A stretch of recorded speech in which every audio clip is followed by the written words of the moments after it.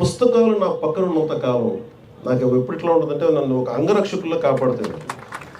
ఎంత ధైర్యం ఉంటుందంటే, నా జీవితంలో మొట్టమొదటిసారి మా వదిన గారిని అడిగేవాడిని, నాకు కొంచెం అంటే నాకు పాకెట్ మనీ కావాలంటే నాకు పెద్ద వేరే అలవాటు లేదు, ఊరి పుస్తకాలు చదవడం అలవాటు. ఆ పుస్తకాల కోసం వెళ్ళి మా వదిన ఏదో అడిగితే వాడు కూర్చోబెట్టి ఏదో డబ్బులు ఇచ్చేది. ఆ డబ్బులు చూడడం పరిగెత్తికి బుక్ షాప్కి వెళ్ళి బుక్స్ కొనుక్కొని అలా అన్నీ కలెక్ట్ చేసుకున్నాయి. చనిపోయేగా నాకున్న కోరిక చనిపోయేగా. నేను చాలాసార్లు ఒక తొలి ప్రేమకి కొంత డబ్బు వచ్చింది, ఎప్పుడు పుస్తకాలు చూసేవాడిని, కానీ నేను కోరుకున్న దానికి ₹1,00,000. మీరు ఊహించుకుంటే నా రెమ్యూనరేషన్ 15 లక్షలు అంటే నేను ₹1,00,000 పుస్తకం, 1,00,000 2 లక్షల పుస్తకాలు కొనుక్కున్నాను.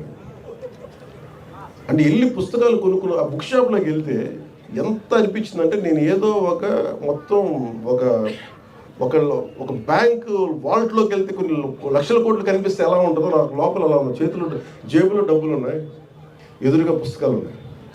ఒక్కొక్క పుస్తకాన్ని నాకు నచ్చిన పుస్తకం కొనుక్కొని రూమ్లో పెట్టుకొని ఒక 3 రోజులు నిద్రపోలేదు. అది చూస్తూ ఉన్నాను, కొంచెం చదువుకుంటా ఉన్నాను, మళ్ళీ ఆ పుస్తకం తీసాను, కక్కుర్తి ఆతృత, ఇది చదివేయాలి.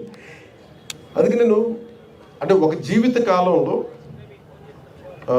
కార్ల్ సగాన్ చెప్పినట్టుగా 10,000 పుస్తకాలు చదవగలను. మనిషి 10,000 పుస్తకాలు చాలా బలంగా చదవగలరు సంపూర్ణంగా. ఆ 10,000 పుస్తకాలు ఎలా చదవాలి అనేది మనం ఒక స్ట్రాటజీతో నిర్ణయించుకోవాలి.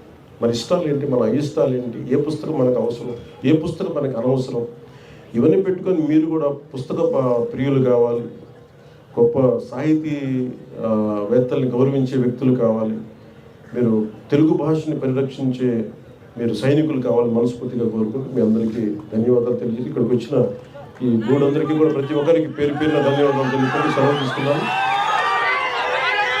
తెలుగు తల్లికి ధన్యవాదాలు తెలియపడి, ఎందుకంటే మా తెలుగు తల్లికి మల్లెపూ దండ తింటున్నప్పుడల్లా నేను మైమర్చిపోతాను.